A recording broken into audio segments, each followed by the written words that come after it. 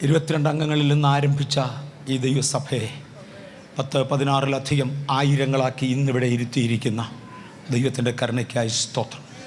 ഞാൻ ഇന്ന് വൈകിട്ട് അറ്റൻഡ് ചെയ്തതിലെ 6ാമത്തെ സർവീസാണിത്. HL സർവീസ് കോൾ ഓഫ് ചെയ്തതുകൊണ്ടാണ്, അല്ലെങ്കിൽ ആ സഭ അത് അനുവദിച്ചതുകൊണ്ടാണ് 6 നമുക്ക് നിൽക്കാൻ ഒത്തത്. ഇല്ലെങ്കിൽ 7 നമ്മൾ പോയേനെ. ഇന്നത്തോളം നമ്മെ നടത്തിയ ദൈവം നടത്തിയ കഴിഞ്ഞ വഴികൾക്കായി കർത്താവിനെ വാഴ്ത്തുന്നു. കഴിഞ്ഞ ദിവസം പരിശുദ്ധാത്മാവ് ഇങ്ങനെ ഒരു ആലോചന പറഞ്ഞു. നീ 4ാം ഘട്ടത്തിലേക്ക് മാറി.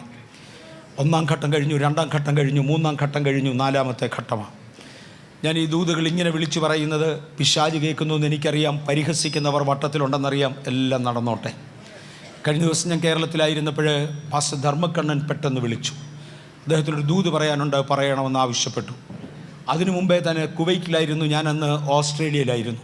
അദ്ദേഹം കുവൈറ്റിൽ നിന്ന് ഓസ്ട്രേലിയ വിളിച്ചേച്ച് ഒരു ദൂത് പറയാനുണ്ടെന്ന് പറഞ്ഞു. ഒരു ചെറിയ ദൂത് പറഞ്ഞു. തുടർന്ന് വീണ്ടും കേരളത്തിലായിരുന്നപ്പോൾ വിളിച്ചേച്ച് പറഞ്ഞൊരു ദൂത് പറയാനുണ്ട്. 2016 ഒരു വലിയ തയ്യാറെടുപ്പിൻ്റെ വർഷമാണ്. ഉന്നതങ്ങളിലേക്കൊരു കുതിച്ചുകയറ്റത്തിന്, രാജ്യം ഒരു ഉണർവിലേക്ക് മാറുവാൻ ഞാൻ 1-2 പദങ്ങൾ നിങ്ങളുടെ മുമ്പിൽ വെക്കാൻ ആഗ്രഹിക്കുന്നു. എൻ്റെ ചെറിയ പ്രായത്തിൽ കർത്താവിൻ്റെ വേലയ്ക്ക് വേണ്ടി സമർപ്പിക്കപ്പെട്ടിരുന്ന നാളുകളിൽ ഇന്ത്യൻ എയർഫോഴ്സിലെ ജോലിയുമായി കഴിയുമ്പോൾ വാര്യാപുരം യോഹന്നാച്ചായൻ എന്ന കർത്താവിൻ്റെ ദാസൻ എന്നോട് പറഞ്ഞ ഒരു ദൂത് മിക്കവർക്കും ഓർമ്മ കാണും.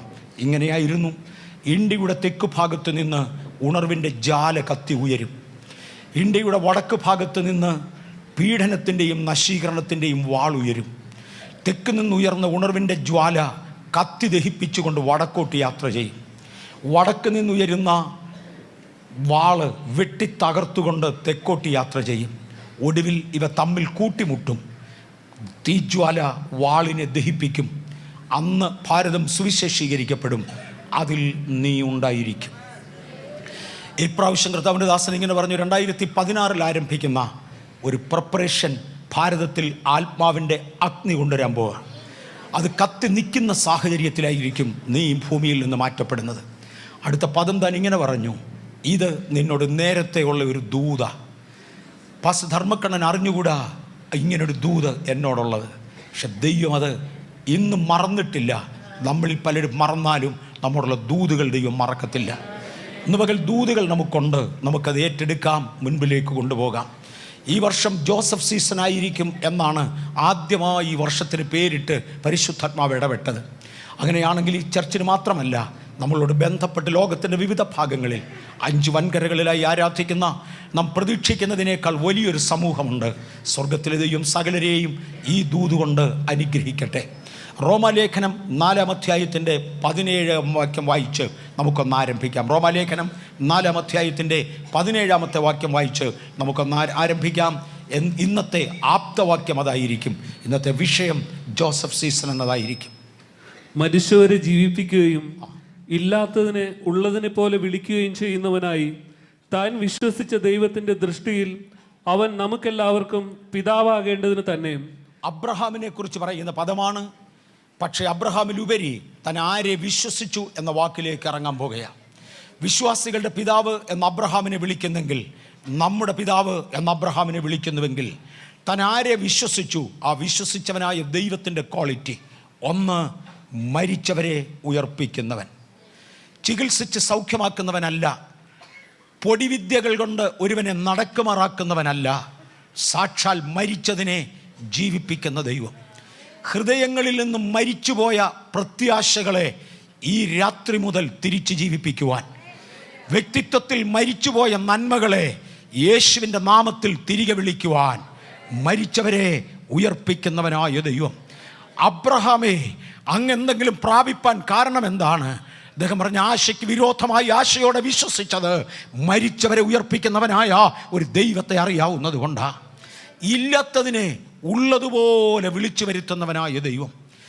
ഇല്ലാത്ത ഒരു വസ്തുവിനെ, ഇന്ന് വരെ ഇല്ലാത്ത ഒരു വസ്തുവിനെ ഉള്ളതുപോലെ വിളിച്ചു വരുത്തുന്ന ഒരു ദൈവം. ഈ സ്റ്റേജിൽ മൃഗങ്ങളൊന്നുമില്ല, ഈ സ്റ്റേജിൽ പക്ഷികളൊന്നുമില്ല. പക്ഷെ ദൈവം ഇവിടെ വന്ന് പറഞ്ഞെന്നിരിക്കട്ടെ, അവിടെ നിൽക്കുന്ന കുതിര ഇങ്ങോട്ട് ചാടാൻ പറഞ്ഞാൽ ഇവിടെ നിന്ന് കുതിര ചാടിയിരിക്കും. ഇല്ലാത്തതിനെ ഉള്ളതുപോലെ വിളിക്കുന്നവൻ.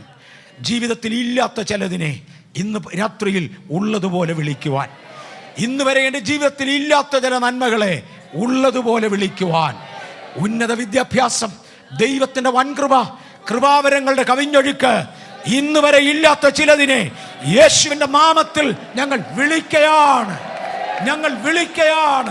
ഇല്ലാത്തതിനെ ഉള്ളതുപോലെ വിളിക്കുവാൻ കഴിയുന്ന ദൈവത്തെ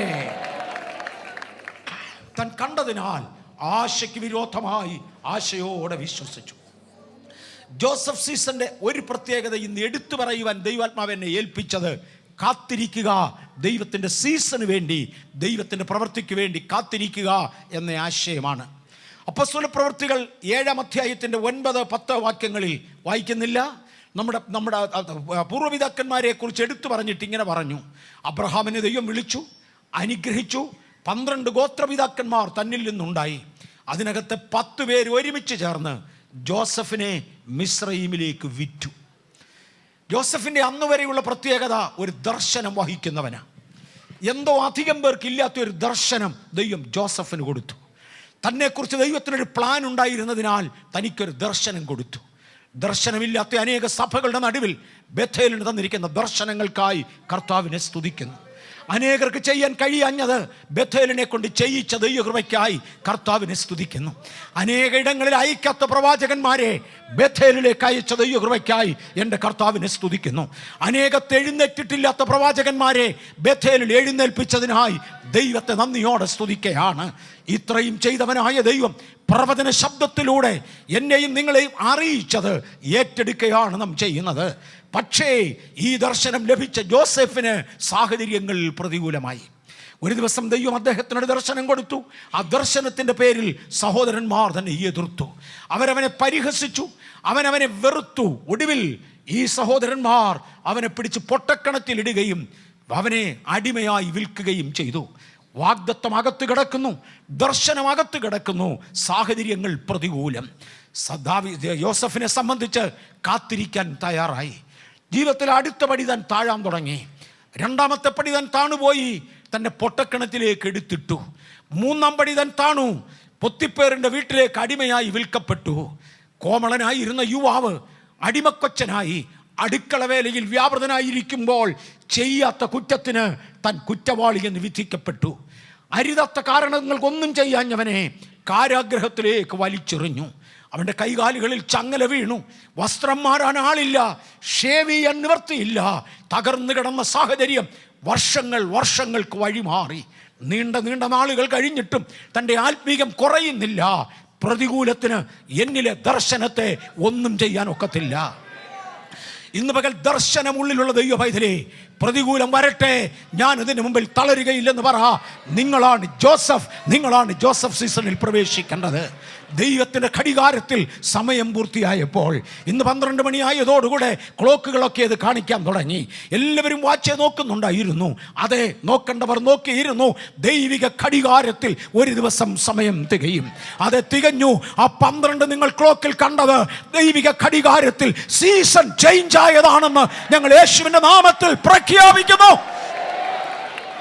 സീസൺ ചേഞ്ചായി ജോസഫ് സീസണിലേക്ക് കടന്നു. രാജാവ് ഒരു സ്വപ്നം കണ്ടു. അർത്ഥം പറയാൻ അറിയാൻ വയ്യ. ആഭിചാരകന്മാരുടെ ആഭിചാരം പൊളിഞ്ഞു, മന്ത്രവാദികളുടെ വിദ്യ പൊളിഞ്ഞു, ജ്ഞാനികളുടെ ജ്ഞാനം പരാജയപ്പെട്ടു. തന്റെ കാരാഗ്രഹത്തിലേക്ക് ആള് വരുന്നു. ജോസഫിന്റെ കാലിൽ നിന്ന് ചങ്ങലകൾ അഴിഞ്ഞു. ഇന്നലെ വരെ കെട്ടിപ്പൂട്ടിയ, ഇന്നലെ വരെ മുൻപോട്ട് വിടാതിരുന്ന അതിർത്തികൾ പറഞ്ഞു വെച്ച ചങ്ങലകളെ അഴിയൂ.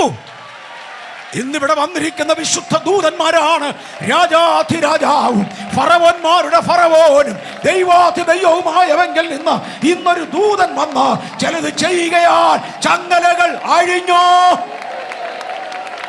നാളുകളായി ഷേവ് ചെയ്യാൻ നിവൃത്തിയില്ലാഞ്ഞവനെ ഒന്ന് ഷേവ് ചെയ്തു. ഹല്ലേലൂയ. രാജവാഹനങ്ങൾ തയ്യാറായി. ഇവൻ രാജാ കൊട്ടാരത്തിലായി. പദവികൾ ഒന്നിനു മീതെ ഒന്നായി മാറി തുടങ്ങി. സിംഹാസനത്തിലെ ഇരിപ്പായി, പാണ്ഡികശാലകളുടെ പണിയായി, കൺസ്ട്രക്ഷനുകൾ ആരംഭിച്ചു. പാണ്ഡികശാലകളിൽ കൂട്ടുവാൻ വർഷം തോറും വിളവ് വളരുവാൻ തുടങ്ങി. ഈ വർഷം ഉണ്ടായതിന്റെ ഇരട്ടി അടുത്ത വർഷം, അതിന്റെ ഇരട്ടി 3ാമത്തെ വർഷം, അതിന്റെ ഇരട്ടി 4ാമത്തെ വർഷം. നിങ്ങളുടെ മൾട്ടിപ്ലിക്കേഷൻ ഇൻഡു അല്ല, it's to the power of. Hallelujah.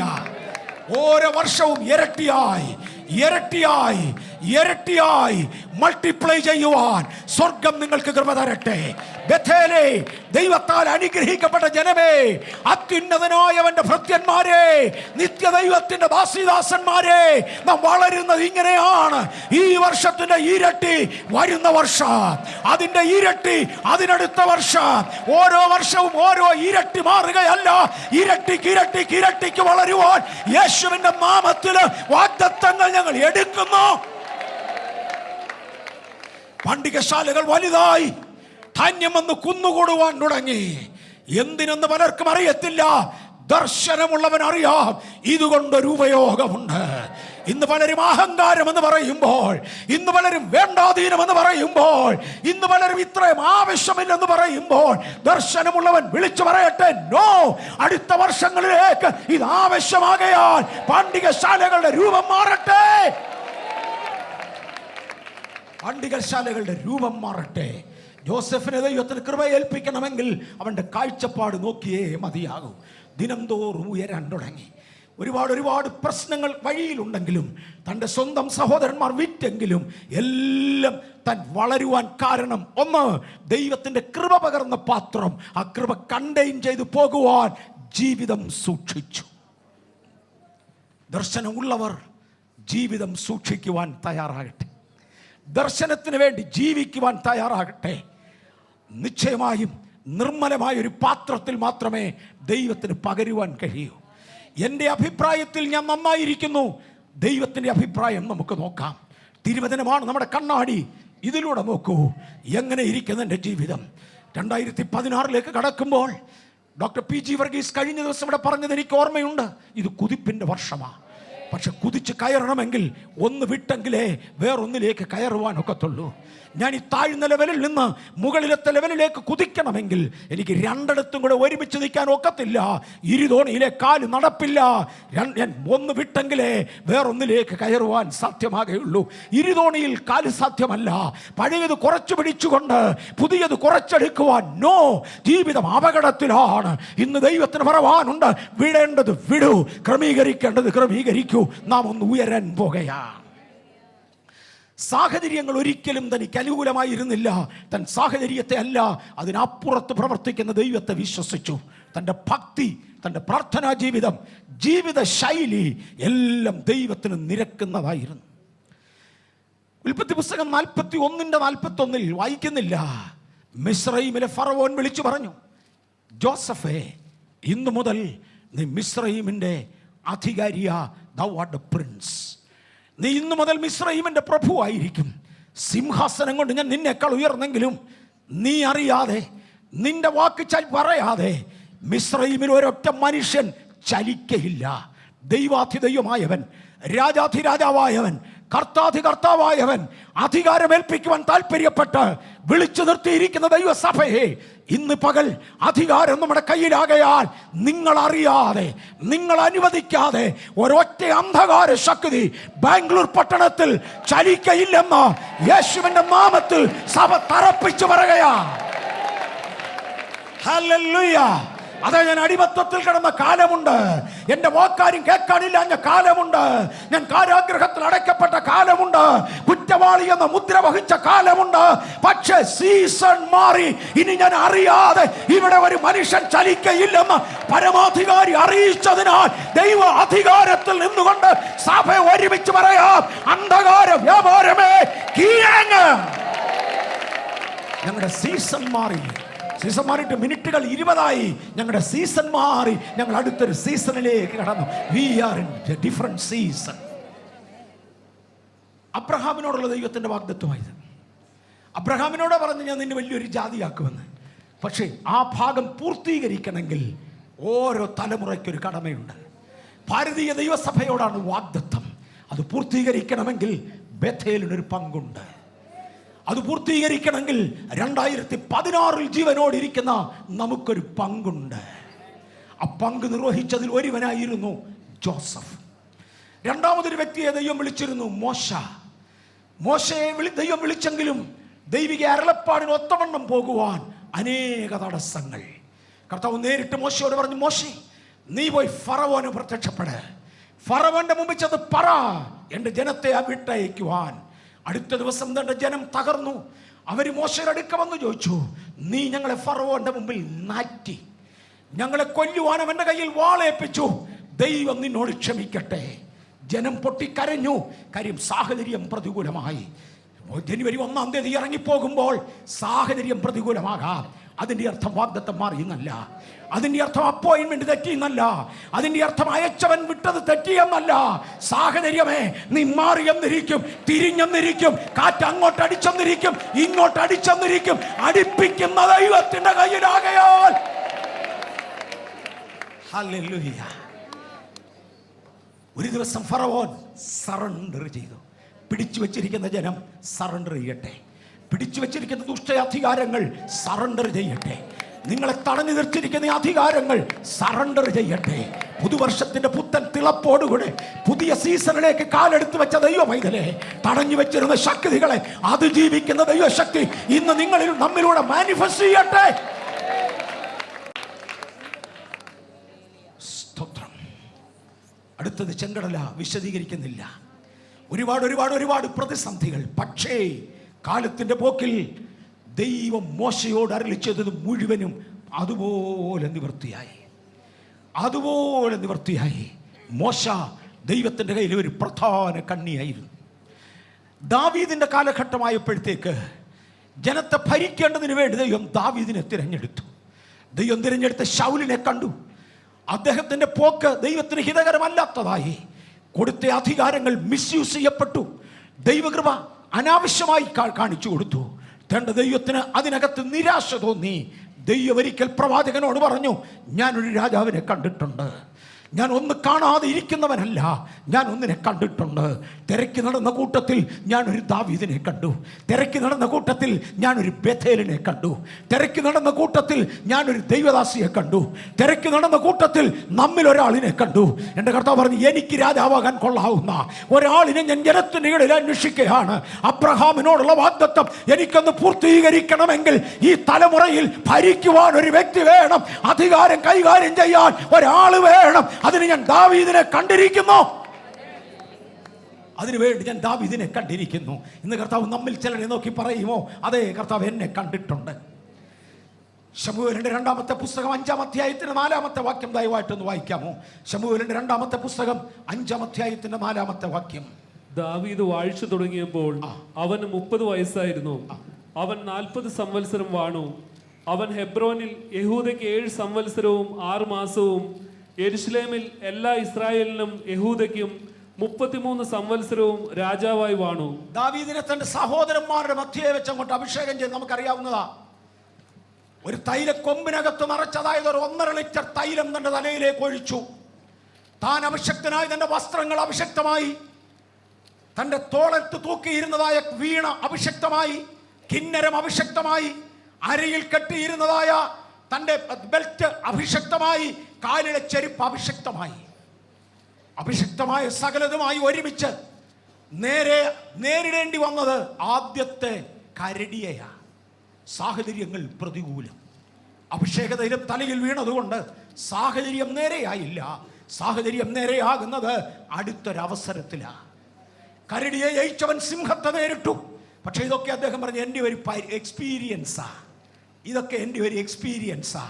ഇന്ന് പകൽ പരിശോധനകൾ എക്സ്പീരിയൻസ് ആക്കുന്നവർക്കായി സ്തോത്രം. അടുത്തത് ഗോലിയാത്തിനെ നേരിട്ടു. അന്ന് ഭൂമിയിലുള്ളതിലെ ഏറ്റവും വലിയ മല്ലൻ. അവനെ ജയിച്ച ശേഷമാണ് ശൗൽ തനിക്ക് വിരോധമായി തിരിയുന്നത്. ഒടുവിൽ തന്റെ ജനം തന്നെ തനിക്ക് വിരോധമായി തിരിഞ്ഞു. ആരെയൊക്കെ തൻ കൂടെ കൊണ്ടു നടന്ന്, ആരെയൊക്കെ തൻ അഭിഷേകത്തിൽ അഭ്യസിപ്പിച്ചു വളർത്തി, അവർ മുഴുവനും കൂടെ തനിക്കെതിരായി അദ്ദേഹത്തെ കല്ലെറിയുവാൻ അവർ കല്ലെടുത്തു. ദാവീദേ, ഇതുകൊണ്ട് നിന്റെ അഭിഷേകം തീർന്നോ? നോ, ഞാൻ ഒരു ദിവസം ഭരിക്കും. എൻ്റെ സമയത്തിന് വേണ്ടി കാത്തിരിക്കുക. ദാവീദ് തന്റെ സമയത്തിന് വേണ്ടി കാത്തിരുന്നു. ദൈവത്തിന്റെ സമയം തികഞ്ഞതോടെ ദാവീദിനെ 2 ഗോത്രങ്ങൾക്ക് രാജാവാക്കി. 7.5 വർഷം 2 ഗോത്രങ്ങളുടെ രാജാവായി ഭരിച്ചു. വലിയ സിംഹാസനത്തിൽ 10 ഗോത്രങ്ങൾ ഭരിക്കപ്പെടുമ്പോൾ ഇപ്പുറത്തൊരു കുട്ടിസഭ, ഒരു കൊച്ചു മീറ്റിംഗ്, 2 ഗോത്രങ്ങളെ ഭരിക്കുക. ചില മാസങ്ങൾ വർഷങ്ങൾ കഴിഞ്ഞു. 7.5 വർഷം 12 ഗോത്രങ്ങൾക്ക് പ്രഭുവായി അല്ലെങ്കിൽ രാജാവായി തന്നെ അഭിഷേകം ചെയ്തു. പക്ഷെ തുടക്കത്തിലേക്ക് ഞാനൊന്ന് മടങ്ങി വരട്ടെ. ഒരു ദിവസം തന്നെ മഹാനായ ഗോലിയാത്ത് ഭൂമിയിലെന്നുള്ളതിലേക്ക് ഏറ്റവും വലിയ മണ്ണൽ ഇപ്പൊ കൊല്ലുമെന്ന് പറഞ്ഞുകൊണ്ട് മുൻപിൽ നിൽക്കുന്നവന്റെ അടുക്കൽ ഞാൻ ചെന്നോളാം എന്ന് പറഞ്ഞുകൊണ്ട് ദാവീദ് മുന്നോട്ട് വരുമ്പോൾ ശൗല് തന്റെ പടയങ്കി ദാവീദിനെ ഒന്ന് അണിയിക്കാൻ ശ്രമിച്ചു. അവൻ പറഞ്ഞു, എനിക്കിത് ശീലമില്ല, ഞാൻ ശീലിച്ചിട്ടുള്ളതുമായി പോകാം. ശൗലിന്റെ മുഖത്തോട്ട് നോക്കിയാൽ ഒരു ഭയങ്കര സംശയം മുഖത്തുണ്ട്. ഈ ഗോലിയാത്തിനോട് മല്ലിടാൻ നമ്മുടെ കൂട്ടത്തിൽ ആരുമില്ല. സത്യം, നമ്മളിൽ ഒരാളിനെ കൊണ്ടുപോലും പോയി മല്ലിടാൻ ഒക്കത്തില്ല. പക്ഷെ ഈ ഒരൊറ്റപ്പെട്ട അംഗം പൊരുത്തുണ്ടല്ലോ, ജാതിയുടെ ഭാവി തീരുമാനിക്കുന്നതാ. ഈ കൊച്ചു ചെറുക്കൻ ചെന്ന് തോറ്റുപോയാൽ ഈ ജാതി അടിമത്വത്തിലാ. ആ നോട്ടത്തിൽ ഇങ്ങനെ തോന്നും, ദാവീദേ, എനിക്ക് നിന്നെ ട്രസ്റ്റ് ചെയ്യാമോ? ഇന്ന് പകൽ ദൈവത്തിന്റെ നോട്ടം, can I trust you? ഒരിക്കൽ ദൈവാത്മാവ് എന്നോട് ചോദിച്ച ചോദ്യമാ, can I trust you? എനിക്ക് നിന്നെ വിശ്വസിച്ചേൽപ്പിക്കാമോ? അന്ന് ഞാൻ പറഞ്ഞു, കർത്താവേ, അടിയനെ വിശ്വസിച്ചേൽപ്പിക്കണമേ, അടിയനെ കൊണ്ടാവുന്നത് അടിയൻ ചെയ്തിരിക്കും. ദാവീദിന്റെ വാചകം അതല്ലായിരുന്നു. അതിനെക്കുറിച്ച് വിഷമിക്കണ്ട, ഈ മല്ലൻ ഇനി ആരെയും വെല്ലുവിളിക്കുകയില്ല. You can trust me. ഇന്ന് രാത്രിയിൽ ചിലർ പറഞ്ഞു, കർത്താവേ, ഒരു ജോസഫ് സീസണിലേക്ക് കടക്കണമെങ്കിൽ, ഒരു ദാവീദ് ജയിച്ചതുപോലെ ജയിക്കണമെങ്കിൽ, I submit myself a trustworthy before you. അങ്ങക്ക് എന്നെ വിശ്വസിക്കാം, ഞാൻ ഇത് അങ്ങയ്ക്ക് വേണ്ടി ചെയ്യും. എങ്ങനെ? നീ നിന്ദിച്ച ഇസ്രായേൽ നിരകളുടെ ദൈവമായ യഹോവയുടെ നാമത്തിൽ ഞാൻ നിന്റെ നേരെ വരുന്നുവെന്ന് പറഞ്ഞ് നിരങ്ങിയെന്നല്ല, പാഞ്ഞെടുത്തു. ബലത്തോടെ പായുന്നവർക്കായി കർത്താവിനെ വാഴ്ത്തുന്നു. നിരങ്ങി നിൽക്കുന്നവരവിടെ നിൽക്കുമ്പോൾ ജോസഫ് സീസൺ നിരക്കത്തിന്റെ സീസണല്ല, ഒരു ഓട്ടത്തിന്റെ സീസണാ, കുതിച്ചുചാട്ടത്തിന്റെ സീസണാ. താൻ ഓടിയെടുത്തു. തിരിച്ചു വരുന്നത് ഗോലിയാത്തിന്റെ തലയുമായിട്ടാ. വാളില്ലാത്ത ഇസ്രായേലിൽ കിട്ടാവുന്നതിലേക്കും വലിയ വാൾ ഗോലിയാത്തിന്റെ വാളുമായി മടങ്ങി വരുന്ന ഒരു വരവുണ്ട്. ഇതിനകത്തിരിക്കുന്ന ചിലത് ഈ സെപ്റ്റംബർ ആകുമ്പോഴത്തേക്ക്, ചിലത് ഈ ഒക്ടോബർ ആകുമ്പോഴത്തേക്ക് വലിയ ചിലതിന്റെ തല കൊയ്തുകൊണ്ട്, ചില വൻശക്തികളെ ഒതുക്കിക്കൊണ്ട് കീഴടങ്ങാതെ ഇരുന്ന ചിലത്, വെല്ലുവിളികളെ നേരിട്ട ചിലത് ഇന്ന് രാത്രിയിൽ ഹല്ലേലൂയ, സെപ്റ്റംബർ മാസത്തിലും ഒക്ടോബർ മാസത്തിലുമായി ചില വലിയതിന്റെ തലയുമായി നടന്നു വരുന്ന ദിവസങ്ങളെ ഞാൻ ആത്മക്കണ്ണുകളാൽ മുൻകാണുകയാ. അത് ഗ്ലോബലായി നടക്കട്ടെ. സ്തോത്രം. ദാവീദേ, അങ്ങ് വിജയിച്ചെന്നേ. ഒടുവിൽ ഞാൻ പോയി സിയോൻ കോട്ട പിടിച്ചു. ദാവീദ് സിയോൻ കോട്ട പിടിച്ചു എന്ന പദം എനിക്ക് ഭയങ്കര ഇൻട്രസ്റ്റിംഗാ. താൻ ആദ്യമേ 2 ഗോത്രങ്ങൾക്ക് മാത്രം രാജാവായി, പിന്നത്തേതിൽ 12 ഗോത്രങ്ങൾക്ക് രാജാവായി. എതിർപ്പില്ലാഞ്ഞിട്ടല്ല, എതിർപ്പിന്റെ മീതെ നിർത്തിയവനായ ദൈവം, എന്നെ ശക്തി കൊണ്ട് അരമുറുക്കുന്ന ദൈവം, എൻ്റെ കാലുകളെ മാൻപയുടെ കാലുകൾക്ക് തുല്യമാക്കി തൻ്റെ ഗിരികളിൽ എന്നെ നിർത്തിയ ദൈവം, എനിക്ക് മീതെ തണലിട്ടെന്നല്ല, എനിക്ക് ഉറങ്ങാൻ അവസരം തന്നെന്നല്ല, നോ, യുദ്ധം ചെയ്യേണ്ട ഇടത്ത് എൻ്റെ കാലുകളെ മാൻപയുടെ കാലുകൾക്ക് തുല്യമാക്കി തൻ്റെ ഗിരികളിൽ എന്നെ നിർത്തിയ ദൈവം, എൻ്റെ കൈകൾക്ക് യുദ്ധാഭ്യാസം തന്ന, എൻ്റെ വിരലുകളെ താമ്രജാപം കുലയ്ക്കുവാൻ ഏൽപ്പിച്ചു തന്ന ദൈവം, യഹോവയ്ക്കും ഗിദെയോനും വേണ്ടി വാളം മാർത്ത ഗിദെയോന്റെ സൈന്യത്തെ പോലെ, ദാവീദിനെ പോലെ ഒന്ന് എഴുന്നേൽക്കുവാൻ ചിലരെ കുറിച്ച് ദൈവം ആഗ്രഹിക്കുകയാണ്. 2016 ഒന്ന് ചെയ്തെടുക്കുവാൻ ഒരു സൈന്യത്തെ എന്റെ ദൈവത്തിന് വേണം.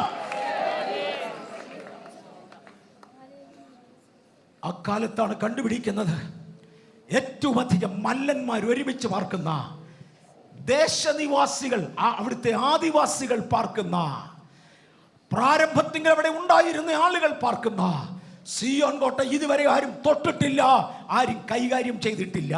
ഞാൻ ആത്മമണ്ഡലത്തിലേക്ക് കയറുകയാണ്. നൂറ്റാണ്ടുകളുടെ പഴക്കം പറയാനുള്ള കുടിയിരിപ്പ് ശക്തികളെ ഒരുമിച്ച് വെച്ചിരുന്നതായ സ്ട്രോങ് ഹോൾഡ്സ്. ഇത് പരിശുദ്ധാത്മാവ് തൊടുന്ന വഴിയാ, ഇത് ദൈവാത്മാവ് കൊണ്ടുപോകുന്ന വഴിയാ. ദാവീദ് 12 ഗോത്രം ഭരിക്കാൻ തുടങ്ങി. പക്ഷേ അവിടെയുണ്ട് ഒരു സിയോൻ കോട്ട, ആദിവാസികൾ പാർക്കുന്ന, മല്ലന്മാർ കുടിയിരിക്കുന്ന, യുഗങ്ങളുടെ ചരിത്രമുള്ള സ്ട്രോങ് ഹോൾഡ്സ്. അവരെല്ലാം കൂടെ ദാവീദിനോട് പറഞ്ഞു, നീ 12 ഗോത്രമൊക്കെ ഭരിക്കുന്നുണ്ട്, പക്ഷെ ഇങ്ങോട്ട് പോരണ്ട. ഇതിനിടയ്ക്ക് ഞങ്ങൾ പാർക്കുക. ഈ വാക്കുകളുടെ ഗൗരവം മറക്കല്ലേ. നിന്നെ തടഞ്ഞു നിർത്താൻ ഇവിടെയുള്ള മുടന്തനും കുരുടനും മതി. കണ്ണ് കാണാൻ വയ്യാത്ത കുരുടൻ, നടക്കാൻ വയ്യാത്ത മുടന്തൻ, ഇത് രണ്ടെണ്ണം നോക്കിയാൽ മതി നിന്നെ തടയാൻ. We are the strongholds. കർണാടകത്തിൻ്റെ സ്ട്രോങ് ഹോൾഡ്സ്, പട്ടണത്തിൻ്റെ സ്ട്രോങ് ഹോൾഡ്സ്, വെല്ലുവിളിക്കുന്ന സ്ട്രോങ് ഹോൾഡ്സ്.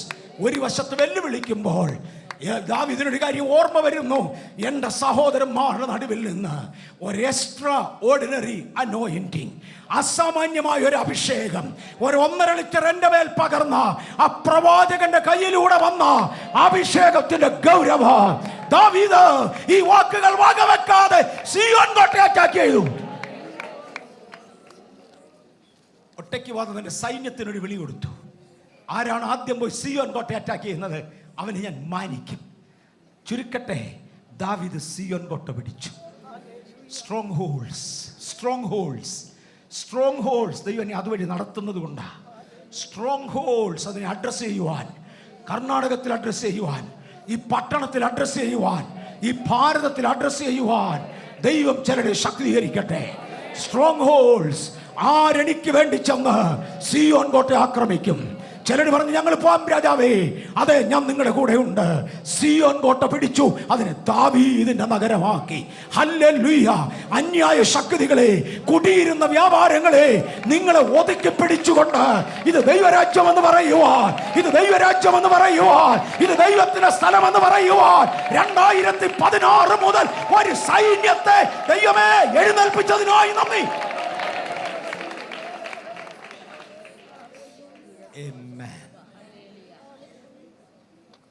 ഞാൻ പറഞ്ഞ അബ്രഹാമിനോടായിരുന്നു വാഗ്ദത്തം.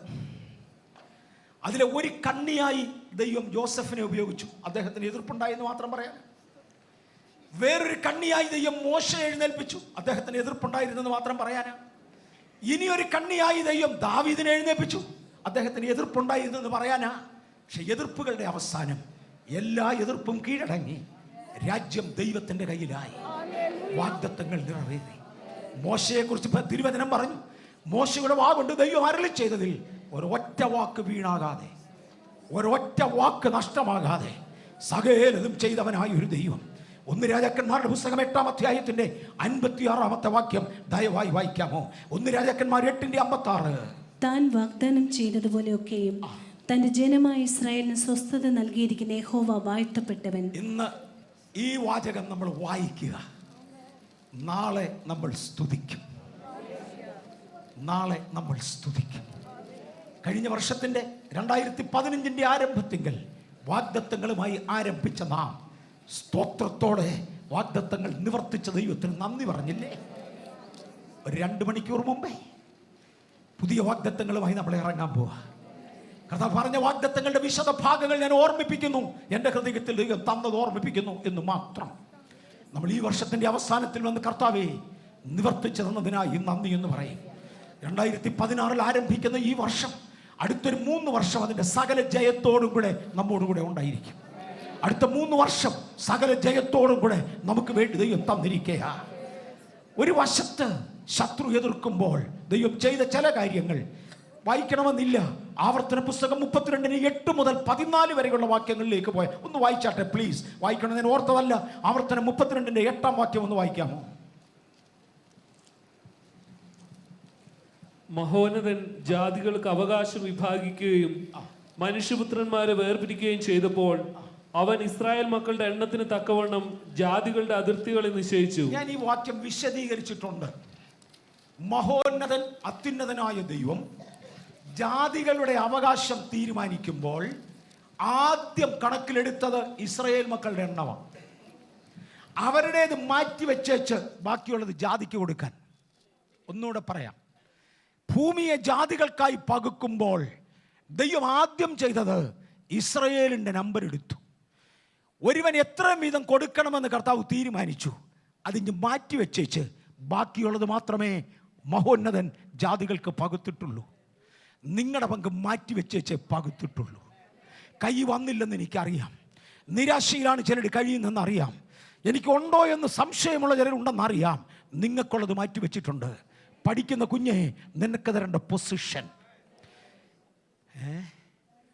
വിദ്യാഭ്യാസത്തിൽ താണുവെന്ന് തോന്നുന്ന വ്യക്തിയെ അങ്ങയുടെ റാങ്ക്, ജോലിയിൽ വിജയിക്കുന്നില്ലെന്ന് കണ്ട വ്യക്തിയെ അങ്ങയുടെ സ്ഥാനം, എനിക്കെങ്ങുമെങ്ങും ഒന്നുമില്ലെന്ന് പറയുന്ന വ്യക്തിയെ, നിങ്ങളുടെ ഇടം മഹോന്നതൻ ജാതികളുടെ രാജ്യം വിചരിക്കുമ്പോൾ ഇസ്രായേലിന്റെ എണ്ണത്തിനൊത്തവണ്ണം മറ്റവന്റെ അതിർത്തി വെച്ചു. ഇങ്ങോട്ട് കടക്കരുത്, ഇതെന്റെ ജനത്തിന് വേണ്ടി വെച്ചിരിക്കുന്നതാ. ഇന്ന് പകൽ നമുക്ക് വേണ്ടി വരവരച്ച് ചിലത് വേർതിരിക്കുന്ന ദൈവം. ഹല്ലേലൂയ. വരവരച്ച് ചിലത് വേർതിരിക്കുന്ന ദൈവം. ചില ശക്തികൾക്ക് മുൻപിൽ വരവരയ്ക്കുവാൻ, അരുതെന്ന് പറയുവാൻ, കടക്കരുതെന്ന് പറയുവാൻ, ആജ്ഞാപിച്ചറിയിക്കുവാൻ അത്യുന്നതന്റെ ദാസന്മാരെ, അത്യുന്നതന്റെ ദാസിമാരെ ദൈവം ഒരു അതിര് തന്നെങ്കിൽ അതിനകത്ത് നിങ്ങൾ വാഴും. തുടർന്ന് താവോട്ട് പറയുന്ന ഭാഗങ്ങൾ നോക്കിക്കോണം. ഇവര് മരുഭൂമി നിൽക്കുമ്പം പറയുന്ന വാചകങ്ങൾ താവോട്ട് ഇച്ചിരി വായിക്കാൻ പ്ലീസ്. യഹോവയുടെ അംശം അവന്റെ ജനവും യാക്കോബ് അവന്റെ അവകാശവുമാകുന്നു. താൻ അവനെ മരുഭൂമിയിലും ഓളി കേൾക്കുന്ന ശൂന്യപ്രദേശത്തിലും കണ്ടു.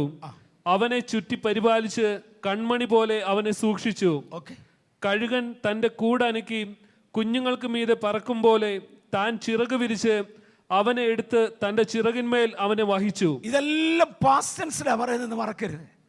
അവർക്ക് ഏറ്റവും നല്ലതൊക്കെ കൊടുത്തു. ഞാൻ പറഞ്ഞു, വേദപുസ്തകത്തിൽ പലയിടങ്ങളിലും ഭാവി കാര്യത്തെ പാസ്റ്റ് ടെൻസിലാ പറയുന്നത്. യേശുവിൻ്റെ ജനനത്തിന് 600ഓളം വർഷങ്ങൾക്ക് മുന്നമേ യെശയ്യാവ് എഴുതി വെച്ചു, നമുക്കൊരു മകൻ നൽകപ്പെട്ടിരിക്കുന്നു, നമുക്കൊരു ശിശു ജനിച്ചിരിക്കുന്നു. യെശയ്യാവെ ജനിക്കണമെങ്കിൽ 600 വർഷം കഴിയണം. ആ മകൻ ഇനി എത്തണമെങ്കിൽ 600 വർഷം കഴിയണം. നമുക്കൊരു മകനെ തരുമെന്ന് പറഞ്ഞാൽ പോരെ? നോ. ദൈവത്തിൻ്റെ വാഗ്ദത്തങ്ങൾ ഷ്യൂരിറ്റി ഉള്ളതാകയാൽ അതിനെ പാസ്റ്റ് ടെൻസിൽ ഉപയോഗിക്കാം. ഇതൊരു ശക്തിയേറിയ ആലോചനയാണ്. ദൈവം ഒരു വാക്ക് പറഞ്ഞാൽ തന്നിരിക്കുന്നു.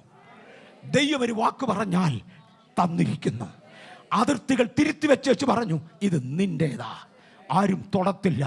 ഇന്ന് പകൽ പരിശുദ്ധാത്മാവിൻ്റെ നിയോഗത്താൽ ഈ പൊതുസ്ഥലത്ത് നിന്നുകൊണ്ട് ചിലരെ ഞാൻ അനുഗ്രഹിച്ച് പറയട്ടെ, ദൈവം തന്നിരിക്കുന്നു, തൊടത്തില്ലാരും, തൊടത്തില്ലാരും. അതിന് ദൈവം തിരിച്ചു വച്ചിരിക്കുക. ഇത് നിന്റേതാന്ന് പറഞ്ഞ് തിരിച്ചു വച്ചിരിക്കുക. തൊടത്തില്ലാരും, തൊടത്തില്ലാരും, തൊടത്തില്ലാരും, തൊടത്തില്ലാരും. ഒരു കൽപ്പനയുണ്ട്, അരുത്. ദൈവജനത്തിന്റെ അവകാശം തൊടരുത്. പലപ്പോഴും ദൈവവചനത്തിലെ വാഗ്ദത്തങ്ങൾ പാസ്റ്റ് ടെൻസിലാണ് ഉപയോഗിക്കുന്നത്. Because of the surety. ദൈവം കൊടുത്ത വാഗ്ദത്തങ്ങളിൽ ഒരൊറ്റ എണ്ണം നിഷ്ഫലമായിട്ടില്ല. ഹബക്കുക്കിലേക്ക് വരുമ്പോൾ 2:1 മുതൽ 3 വരെയുള്ള വാക്യങ്ങളിൽ, 2-ാം അധ്യായത്തിന്റെ 1 മുതൽ 3 വരെയുള്ള വാക്യങ്ങളിൽ ദയവായി 2:1 വായിക്കാമോ? ഞാൻ കൊത്തളത്തിൽ നിന്ന് കാവൽ കാത്തുകൊണ്ട് അവൻ എന്നോട് എന്തരുളി ചെയ്യുമെന്നും എന്റെ ആവലാതി സംബന്ധിച്ച് ഞാൻ എന്തുത്തരം പറയേണ്ടു എന്നും കാണേണ്ടതിന് ദൃഷ്ടിവെക്കും. ഞാൻ ഒരുപാട് പ്രാവശ്യം വായിച്ചിട്ടുള്ള, വിശദീകരിച്ചിട്ടുള്ള ഒരു ഭാഗമാണ് ഹബക്കുക്ക് 2. പക്ഷേ ഹബക്കുക്ക് 1 ഞാൻ ഇതുവരെയും തൊട്ടിട്ടില്ല. ഇന്ന് രാത്രിയിലും ഹബക്കുക്കിന്റെ പുസ്തകം 1-ാം അധ്യായം തൊടാനൊക്കത്തില്ല. സമാധാനത്തിനായി കാത്തിരുന്നു. ഭീതി. രാജാക്കന്മാർ അനുകൂലമാകുമെന്ന് കാത്തിരുന്നു. രാജ്യങ്ങൾ എതിരായി. നന്മ കിട്ടുമെന്ന് പ്രതീക്ഷിച്ചു, തിന്മകൾ വന്നു കയറി. ജനത്തിൻ്റെ ഇടയിലെ ഐകമത്യം പ്രതീക്ഷിച്ചു, ഇവിടത്തെ ഉഗ്രരോഷം. ഞാൻ പ്രതീക്ഷിച്ച നന്മ ഒന്നുമില്ല, പ്രതീക്ഷിക്കാത്ത തിന്മ തന്നെ വന്നുകൂടുക. ഞാൻ ഇന്ന് 1-2 ഇടത്തി പദം ആവർത്തിച്ചു. എന്നിട്ട് ഇങ്ങനെ പറഞ്ഞ്, സാധാരണ മനുഷ്യനാണെങ്കിൽ ആത്മഹത്യയല്ല അതിന് മാർഗമില്ല. ഞാൻ വലിയ നന്മ പ്രതീക്ഷിച്ചു, വലിയ തിന്മ എനിക്ക് വന്നു ഭവിച്ചു. ഞങ്ങൾക്ക് എൻ്റെ കണക്ക് കൂട്ടലുകൾ തകിടം മറിച്ചുകൊണ്ട്, എൻ്റെ ചിന്താമണ്ഡലത്തെ തെറ്റിച്ചുകൊണ്ട്, കണക്ക് കൂട്ടലുകൾ മൊത്തം മാറ്റിക്കൊണ്ട് തൻ്റെ വിപരീതമായത് നടക്കുന്നു. ലോകമനുഷ്യനാണെങ്കിൽ ഇനി ആത്മഹത്യയല്ലാതെ മാർഗമില്ലെന്ന് പറയും. പക്ഷേ ഹബക്കുക്ക് പറയുകയാണ്, ഞാനൊരു കാര്യം ചെയ്യാൻ പോവാണ്, ആ ദൈവസന്നിധിയിലേക്കൊന്ന് ചെല്ലാൻ പോവാ. ഞാൻ ആ തൻ്റെ നടുമുറ്റത്തൊന്നും മാറത്തില്ല. ഞാനൊന്ന് പകൽ ഒരു മീറ്റിങ്ങിൽ ഈ പദം ഉപയോഗിച്ചിരുന്നു. എനിക്കൊരു വ്യക്തിയെ കണ്ടൊരു കാര്യം ചെയ്യാനുണ്ട്. ഞാൻ വിളിക്കുന്നിടത്ത് ആ വ്യക്തിയെ കിട്ടുന്നുമില്ല. ഞാൻ അദ്ദേഹത്തിൻ്റെ വീട്ടുപടിക്കൽ ചെന്ന് അവിടെ ഇരിക്കുന്നത് പോലെ അദ്ദേഹം ഉറക്കമുണർന്ന് എപ്പോൾ വെളിയിൽ വരും, അങ്ങനെ കാണാതെ ഞാൻ പോകത്തില്ല. ആ മനുഷ്യനെ കണ്ടാൽ എൻ്റെ കാര്യം നടക്കും. പലരുടെയും മുറ്റത്ത് പോയി ഇരിക്കുന്നത് പോലെ ഹബക്കുക്ക് പറഞ്ഞ്, ഞാനൊരു മുറ്റത്തോട്ട് പോയിരിക്കാൻ പോകുകയാ. ഞാൻ കൊത്തളത്തിൽ കാവലിരിക്കാൻ പോകുകയാ. കൊത്തളം മുറ്റമെന്നാണ് ആ വാക്കിൻ്റെ അർത്ഥം. ഞാൻ ആ മുറ്റത്തോട്ട് കാവലിരിക്കാൻ പോകുക. എൻ്റെ വീട്ടുമുറ്റത്തല്ല ഞാൻ കാവലിരിക്കുന്നത്, ദൈവത്തിൻ്റെ വീട്ടുമുറ്റത്ത്. യവൻ എഴുന്നേറ്റ് എനിക്ക് മറുപടി തരുവോളം, താൻ ഉണർന്നെൻ്റെ ആവശ്യം കേൾക്കുവോളം മാറത്തില്ലെന്ന് പറഞ്ഞുകൊണ്ട് കാത്തിരിക്കുന്ന ഹബക്കുക്കേ, കാത്തിരിക്കുന്ന ഹബക്കുക്കേ, പ്രാർത്ഥനയിൽ ഉറ്റിരിക്കുന്ന ഹബക്കുക്കേ, സ്വർഗം ഇടപെടുകയാണ്. ഹബക്കുക്കേ, ദർശനം കണ്ടോ? എഴുതിക്കോ. എൻ്റെ വാതിൽ കാവൽക്കൽ കാവലിരിക്കുന്നവനെ, എന്നിൽ നിന്നൊരു വിടുതലിന് വേണ്ടി നോക്കിയിരിക്കുന്നവനെ, ഞാൻ ദർശനം നിനക്ക് മറക്കത്തില്ല. ഒരു കാത്തിരിപ്പിൻ്റെ കാലയളവ് കണ്ടേക്കാം. ബഥേൽ നീണ്ട വർഷങ്ങൾ കാത്തിരുന്നു. ഞാൻ നീണ്ട വർഷങ്ങൾ കാത്തിരുന്നു. നാം പല വിഷയങ്ങളിൽ പല കാലഘട്ടങ്ങളിലായി കാത്തിരിക്കുക. കാത്തിരിക്കുന്നവനോട് പറയുകയാണ്, ദർശനം കണ്ടു. നീ കാണുന്നത് തെളിവായി വരേണ്ടതിന് ഒരു പലകയിൽ വരച്ചെഴുതുക, എഴുതുക, വരയ്ക്കുക. ദൈവത്തിന് പലകയിലെ എഴുത്ത് ഒന്നിലധികം സാഹചര്യങ്ങളിൽ കാണിക്കുന്നുണ്ട്. യെശയ്യാവിൻ്റെ പുസ്തകം 8-ാം അധ്യായത്തിലേക്ക് പോയാൽ യെശയ്യാവിനോട് പറഞ്ഞു, നീ ഒരു വലിയ പലക എടുത്ത് അതിലോട്ട് എഴുതിക്കോണം. കാര്യം ഞാൻ കൽപ്പിച്ചാൽ കൽപ്പിച്ചതാ. കണ്ടില്ലെന്നൊരാൾ പറയല്ലേ. നാളെ പറഞ്ഞില്ലെന്ന് എനിക്ക് പറയാനൊക്കത്തില്ല, നീ പ്രവചിച്ചില്ലെന്ന് നിനക്ക് പറയാനൊക്കത്തില്ല. അതുകൊണ്ട് പതുക്കെ തിരിയാത്ത വാക്കുകൾ പറയാനല്ല, ഒരു വലിയ പലക എടുത്തെഴുത്. അത് സംഭവിച്ചിരിക്കും നിശ്ചയം. ഇന്ന് പകൽ ദൈവത്തിൻ്റെ കൽപ്പനയാണെങ്കിൽ സംഭവിച്ചിരിക്കും നിശ്ചയം. ഒരു വലിയ പലക എടുത്ത് അതിലെഴുത്, അത് സംഭവിച്ചിരിക്കും. എൻ്റെ ദൈവം ഒരു കാര്യം പറഞ്ഞാൽ നിശ്ചയമായും അത് സംഭവിക്കും. യെശയ്യാവ് 8:1 ഒരു വലിയ പലകയിൽ എഴുത്. ജനത്തിന് ചിലപ്പോൾ അവകാശങ്ങൾ നഷ്ടമായെന്നും വരും. ഞാൻ ഇതുവരെയും കാത്തിരിപ്പിനെ കുറിച്ചാണ് പറഞ്ഞത്. കാത്തിരിക്കുന്നവർക്ക് വേണ്ടി ചെയ്തു കൊടുക്കുന്നവനായ ദൈവം, അബ്രഹാമിന് വേണ്ടി ചെയ്ത ദൈവം, ഇസ്രായേൽ ജനത്തിന് വേണ്ടി ചെയ്ത ദൈവം, അതിൻ്റെ ഭാഗമായി ജോസഫിന് വേണ്ടി ചെയ്ത ദൈവം, അതിൻ്റെ ഭാഗമായി മോശയ്ക്ക് വേണ്ടി ചെയ്ത ദൈവം, അതിൻ്റെ ഭാഗമായി യോശുവയ്ക്ക് വേണ്ടി ചെയ്ത ദൈവം, അതിൻ്റെ ഭാഗമായി ദാവീദിന് വേണ്ടി ചെയ്ത ദൈവം. ഇവരെല്ലാം പ്രതിസന്ധികളെ നേരിട്ടെങ്കിലും അതിൻ്റെ മുമ്പിൽ തളർന്നു പോകാതെ വാഗ്ദത്തം ചെയ്തവന് വിശ്വസ്തനെന്ന് എണ്ണുകയാൽ വലിയത് പ്രാപിച്ചു. ബഥേൽ, നാം വലിയത് പ്രാപിച്ചിരിക്കും. നാം വലിയത് പ്രാപിച്ചിരിക്കും. ലേവ്യ പുസ്തകം 5:10 വരുമ്പോൾ യോവേൽ വത്സരത്തെ കുറിച്ച് പറയുന്നത് കാണാം. ഈ ജനം എത്രയൊക്കെ പ്രാപിച്ചാലും അവരുടേതായ ബലഹീനതകൾ കൊണ്ട് അവിടെ ഇവിടെ നഷ്ടമുണ്ടാകും. ഇസ്രായേൽ ദേശം ജനത്തിന് വീതിച്ചു കൊടുത്തു. അവരോട് പറഞ്ഞു, ഓരോരുത്തൻ്റെ അവകാശമായിരിക്കണം. നിങ്ങളിത് വിൽക്കരുത്, നിങ്ങളിത് കൊണ്ട് ഉപജീവനം കഴിക്കണം. നന്നായി രാവിലെ എഴുന്നേൽക്കണം, യോഗ്യമായി നിങ്ങൾ ജോലി ചെയ്യണം, അവനവൻ്റെ കുടുംബത്തെ അവനവൻ അധ്വാനിച്ച് പുലർത്തണം. പക്ഷേ ഞാൻ പണ്ട് ഇതിവിടെ പറഞ്ഞിട്ടുണ്ട്, ഈയിടെ അടുത്തെങ്കിലും പറഞ്ഞില്ല, എനിക്കൊരു ദുസ്വഭാവമുണ്ട്. നേരത്തിന് എഴുന്നേക്കത്തുമില്ല, കാലത്തിന് ജോലിക്ക് പോത്തുമില്ല, കിടന്ന് ഉരുളും. മടി ഇവിടെ ആർക്കും ഉണ്ടാകാതിരിക്കാൻ വേണ്ടി രോഗം എന്നാന്ന് വിശദമായി പറയാം. മടിയെന്നാണ് ആ രോഗത്തിൻ്റെ പൊതുപ്പേര്. വിശദീകരണം വേദപുസ്തകത്തിൽ കൊടുക്കുന്നത്, കതക് ചുഴിക്കുറ്റിനകത്ത് കറങ്ങുന്നത് പോലെ മടിയൻ കിടക്കയിൽ കറങ്ങും. ഒരു കതക്, നേരെ നിൽക്കുന്ന ഒരു കതക് അടച്ചിരിക്കുക. ഇത് തുറന്നാൽ ഒരിക്കലും തിരിച്ച് അങ്ങോട്ട് വെക്കത്തില്ല. ഇത് തുറന്നാൽ 90 ഡിഗ്രിയെ തുറക്കത്തുള്ളൂ. 90 ഡിഗ്രി അങ്ങോട്ട് തുറന്നാൽ കുറച്ച് കഴിയുമ്പോൾ തിരിച്ച് ഇങ്ങോട്ട് വീഴും, അടയ്ക്കും, പിന്നെയും തുറക്കും. 90 ഡിഗ്രി ടേണേ ഉള്ളൊരു കതകിന് മടിയൻ കിടക്കയിൽ ഇതുപോലെയാ. പകുതി അങ്ങോട്ട് തിരിഞ്ഞ് കിടക്കും, പിന്നെ ഇങ്ങോട്ട് തിരിയും. നേരത്തിന് എഴുന്നേക്കത്തുമില്ല, ഒരു ജോലിയും ചെയ്യത്തുമില്ല, നാച്ചുറലി കടം കയറാതെ പറ്റത്തുമില്ല. എൻ്റെ സ്വഭാവദോഷം കൊണ്ട്, മടിയനെപ്പോലെ ഞാൻ ആയതുകൊണ്ട് അധ്വാനിക്കുന്നവരുടെ കയ്യിൽ നിന്ന് കടം വാങ്ങാതെ നിവൃത്തിയില്ല. കടം വാങ്ങിയത് കൊണ്ട് എനിക്ക് ജോലി ചെയ്യാൻ ഒക്കത്തില്ല, പിന്നെയും കടം വർദ്ധിക്കുക. ഇസ്രായേലിയുടെ ഒരു പ്രമാണമുണ്ട്, അങ്ങനെ ഒരുവൻ ആയിപ്പോയാൽ അവൻ്റെ വസ്തു കടക്കാരൻ പിടിച്ചുകൊണ്ടുപോകും, അവൻ്റെ മക്കളെ കടക്കാരൻ പിടിച്ചുകൊണ്ടുപോകും. ദൈവം കൊടുത്ത അവകാശത്തിൽ അവനവൻ്റെ തകരാറ് കൊണ്ട് വരുത്തി വെച്ച വിന കൊണ്ട് പലതുമൊക്കെ പലർക്കും നഷ്ടപ്പെട്ടു. പറഞ്ഞ് എൻ്റെ ജനമാകയാൽ ഒരു ഉദാഹരണം കൂടെ കൊടുക്കാൻ പോവാ. ദാവീദിന്റെ ഭാഗം ചെയ്തു, ഓരോരുത്തർ അവരവരുടെ ഭാഗം ചെയ്തു.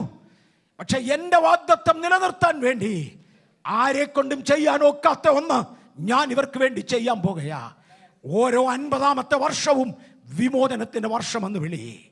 50-ാമത്തെ വർഷമാകുമ്പോൾ മഹാപുരോഹിതൻ മഹാപാപ പരിഹാര ബലി നടത്തിയ ശേഷം ദൈവം തൻ്റെ കയ്യിൽ ഏൽപ്പിച്ചിരിക്കുന്ന കാഹളം എടുത്ത് ഒരൊറ്റ ഊത്തൂതുമ്പോൾ അത് മഹാകാഹളത്തിൻ്റെ ധ്വനി ഉയർത്തി കഴിയുമ്പോൾ അടിമകൾക്ക് മുഴുവനും സ്വാതന്ത്ര്യമായി, നഷ്ടപ്പെട്ടത് മുഴുവനും മടങ്ങിപ്പോയി, അടിമത്വത്തിൻ്റെ സകലതും തീർന്നുപോയി. എന്നെ ഒരു വീട്ടിൽ അടിമയായി കൊണ്ടുപോയി നിരിക്കട്ടെ. എന്തുകൊണ്ടാണ്? നേരത്തിന് ജോലി ചെയ്യാൻ ഞാൻ ഉണ്ട്, എൻ്റെ പണി ചെയ്യാതെ വന്നു, ചിലവ് കഴിയാൻ കാശില്ലാതെയായി, അയൽവക്കക്കാരനോട് കടം വാങ്ങിച്ചു. ഇന്ന് നമ്മൾ പലപ്പോഴും പോട്ടെന്ന് പറഞ്ഞ് വിടും, പക്ഷെ വേദപുസ്തകത്തിന് പ്രമാണമല്ല കേട്ടോ. പോട്ടെന്ന് പറഞ്ഞ് വിടാൻ വേദപുസ്തകത്തിൽ പ്രമാണമല്ല. കൊടുത്തേ പറ്റൂ. കാര്യം കടം വാങ്ങാൻ പാടില്ലായിരുന്നു. എന്നെ പിടിച്ച് അടിമയാക്കി. അപ്പം എൻ്റെ മടിയും പോയി, സകലതും പോയി. പിന്നെ മടി കാണിച്ചാൽ ഇടി കിട്ടും. അതുകൊണ്ട് സകല മടിയും പോയി, എന്നെ കൊണ്ട് അടിമവേലയ്ക്ക് നിർത്തിയിരിക്കുക. ഞാൻ ഈ അടിമവേല ചെയ്തുകൊണ്ടിരിക്കുമ്പോൾ എനിക്കൊരു അറിവ് കിട്ടി, യോവേൽ വത്സരം അടുത്തിടാന്ന്. അന്നേരം മുതൽ എൻ്റെ കാത് ഞാൻ കൂർപ്പിച്ച് കേൾക്കുക. എപ്പോഴേലും ആ കാഹളം കേൾക്കുമോ? യോവേലിൻ്റെ കാഹളം കേട്ടാൽ ഞാൻ സ്വതന്ത്രനായി. ഞാൻ എൻ്റെ യജമാനന് വേണ്ടി ഭാരമേറിയൊരു ചുമടെടുത്ത് എൻ്റെ തലയിലോട്ട് വെച്ച് പതുക്കെ ഇങ്ങോട്ട് നടന്നുകൊണ്ടിരിക്കുകയാണ്, അല്ലെ എൻ്റെ തോളത്ത് വെച്ച് നടന്നുകൊണ്ടിരിക്കുക. ആ സമയത്താണ് മഹാപുരോഹിതൻ ഊതുന്നതായ യോവേലിൻ്റെ കാഹളം കേൾക്കുന്നത്. യോവേലിൻ്റെ കാഹളം കേട്ടാൽ എൻ്റെ തോളത്തിരിക്കുന്ന ചുമട് ഞാൻ എടുത്തെറിയും. തിരുവചനം പറഞ്ഞു, അവരുടെ തോളുകൾ കൊട്ട വിട്ടൊഴിഞ്ഞു, അവരുടെ തലയിൽ നിന്നും ചുമട് മാറി. ഇന്ന് രാത്രിയിൽ ഒരു യോവേലിൻ്റെ കാഹളം ഊതുവാൻ, ദൈവം ചെയ്തിരിക്കുന്നുവെന്ന് പറയുവാൻ, വിമോചനം പ്രഖ്യാപിക്കുവാൻ ദൈവത്തിന് സമയമായി എന്ന് പറയുവാൻ ദൈവം തന്ന കരുണയ്ക്കായി നന്ദി. ദൈവം തന്ന കരുണയ്ക്കായി നന്ദി. 2016 യോവേലിൻ്റെ കാഹളം മുഴങ്ങുക. 2016 ദൈവത്തിൻ്റെ കാഹളം മുഴങ്ങിയ വർഷമാണ്. സ്വാതന്ത്ര്യത്തിൻ്റെ കാഹളം. തൻ്റെ ഇടം കൊണ്ടോടാ ഇങ്ങനെ ഇതങ്ങ് വിളിച്ചു പറയാൻ. ഇതിനേക്കാൾ കുറഞ്ഞൊരു തൻ്റെ ഇടം ഒരു ക്രിസ്ത്യാനിക്ക് എങ്ങനെ ഒക്കുമിടാം? ദൈവം ഒരു കാര്യം ഇടപെട്ടത് പറയുന്നതിനെന്താ മടി? എനിക്കറിയാം, ഒരു 10,000 പിശാചുക്കൾ അതിനെതിരെ എഴുന്നേറ്റെന്ന് വരും. ഇതിനകത്തിരിക്കുന്ന ദൈവമക്കളെ ഓരോ ശാസനമതി അതുങ്ങൾ കീഴടങ്ങിയിരിക്കും. ശത്രുവിൻ്റെ കാൽ കീഴാണ്. കാര്യം വിമോചനത്തിൻ്റെ കാഹളം ദൈവം ഇവിടെ ധ്വനിപ്പിച്ചതിനായി എൻ്റെ കർത്താവിനെ സ്തുതിക്കുന്നു. ഇന്ന് പകൽ നിങ്ങളെ അടിമകളാക്കുന്ന സ്വഭാവം, ഇന്ന് പകൽ നിങ്ങളെ അടിമകളാക്കുന്ന കെട്ട്, നിങ്ങളെ അടിമകളാക്കി ഇട്ടിരിക്കുന്ന ചങ്ങല യേശുവിൻ്റെ നാമത്തിൽ പൊട്ടട്ടെ. ഇന്ന് വരെ വിമോചനത്തിൻ്റെ കാഹളമായി ദൈവസഭ അംഗീകരിച്ചാലും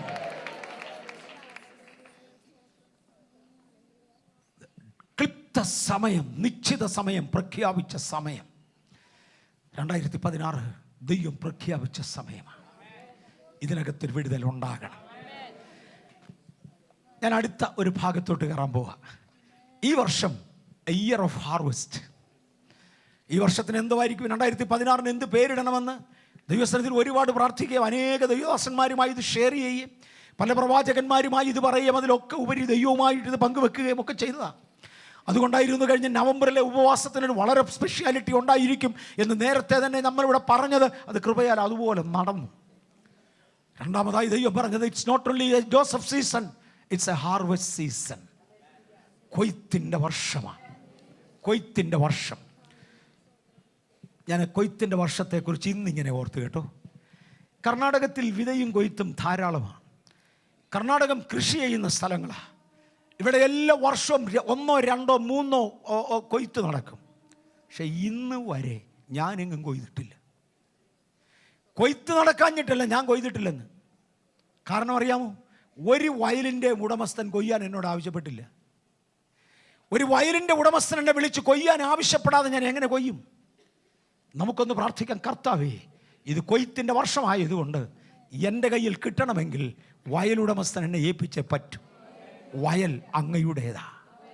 അങ്ങയുടെ വയലിലേക്ക് അങ്ങനെ വിളിച്ചു നിർത്താതെ ഒക്കത്തില്ല. കൊയ്ത്ത് വളരെയുണ്ട്, സത്യം. വേലക്കാരോ ചുരുക്കം. അതുകൊണ്ട് നിങ്ങൾ പ്രാർത്ഥീര്, കൊയ്ത്തിൻ്റെ യജമാനനോട് പ്രാർത്ഥീര്, കൊയ്ത്തിലേക്ക് വേലക്കാരെ അയക്കണേ. അതിൻ്റെ മറുവശം കൂടെ ഞാൻ പറയാം. സ്വർഗത്തിൽ നിന്നൊരു വിളിയുണ്ട്, ഞാൻ ആരെ അയക്കേണ്ടു, ആരെനിക്ക് വേണ്ടി പോകും. ഒരു കർത്താവിൻ്റെ ദാസൻ ഒരിക്കൽ, ഡോക്ടർ അലക്സ് ആണെന്ന് തോന്നുന്നു, വർഷങ്ങൾക്ക് മുമ്പേ ഗംഗാനഗറിൽ വെച്ച് പറഞ്ഞത് എനിക്ക് ഓർമ്മയുണ്ട്. ഞാൻ ഈ ശബ്ദം കേൾക്കുമ്പോൾ ഞാൻ പറയും, കർത്താവ് വേണ്ട, അവനെ അയക്കണം, അവനെ അയക്കണം, ഇവളെ അയക്കണം, അവരെ അയക്കണം. നോ, ദൈവത്തിന് വേണ്ട ശബ്ദം, അടിയനെ അയക്കണമേ, അടിയൻ പോകാം. ഇത് കൊയ്ത്തിൻ്റെ സീസണാ. കൊയ്യണമെങ്കിൽ വയലുടമസ്ഥൻ വിളിച്ചാക്കിയേ മതിയാകൂ. വയലിലേക്ക് വേലക്കാരെ ആവശ്യമുണ്ട്. പക്ഷെ വിളിച്ചാക്കിയേ മതിയാകൂ.